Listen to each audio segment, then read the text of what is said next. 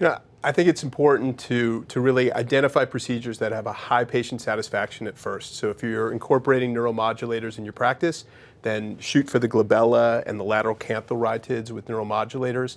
And over time, see these patients back and see what the effect is on the adjacent musculature, but then maybe incorporate the frontalis and forehead treatments. I think people see the forehead as a really big target and feel like they can see a neuromodulator work by just injecting it, but it's actually the area where there's a lot of nuances. So you don't want to annihilate the musculature. People want to move, and people animate, and they do move. Once people understand that, then really think about the effective brow lift. If you have a forehead and you can see the trailing fibers of the frontalis, then look at where the point of maximal pull of the orbicularis is downward, and make sure you're injecting this point far enough away from here so that you don't spread here, so that you do get a little bit of brow lift. Yeah.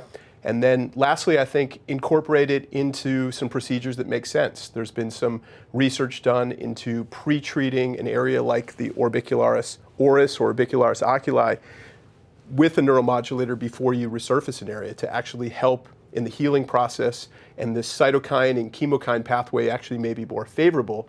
But simply chemodenervation of the area may actually help prevent imprinting of those lines that you just resurfaced off. Mm-hmm. So I think we're finding ways to use it more effectively, make people look natural, and actually have synergistic results with other treatments that we do. And just like treating any other medical disease, you're using combos to your advantage.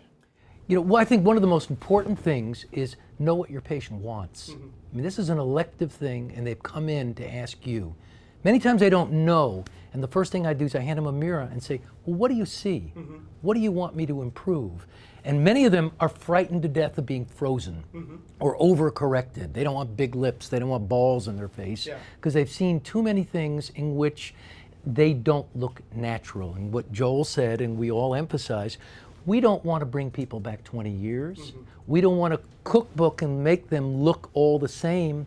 We want them to look the best they can look for who they are, and they have to tell us who they are and what they want. And the other thing, most importantly, is it's true, we're selling products, and products are being supplied to us, but what we're really selling is a relationship, and a long-term relationship of trust with people we have.